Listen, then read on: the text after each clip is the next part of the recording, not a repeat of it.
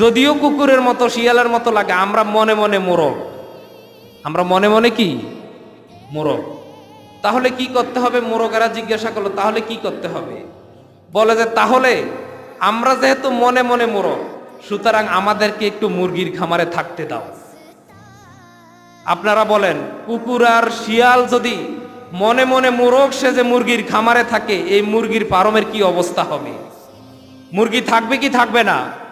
ঠিক তেমনি ভাবে যারা নিজেদের স্বাধীনতার নামে গোটা মুসলিম বিশ্বের ঐতিহ্যকে ধূলিসাৎ করার দেওয়ার জন্যে, মানব বৈশিষ্ট্যকে মাটির সাথে মিশিয়ে দেওয়ার জন্য পুরুষেরা বলে আমরা মনে মনে নারী, সুতরাং আমাদেরকে একটু মহিলাদের হোস্টেলে থাকতে দাও, এর দ্বারা যেভাবে দুনিয়াতে জিনা ব্যভিচার ছড়িয়ে পড়বে, এই মানুষগুলি আর কুকুরের মধ্যে কোনো পার্থক্য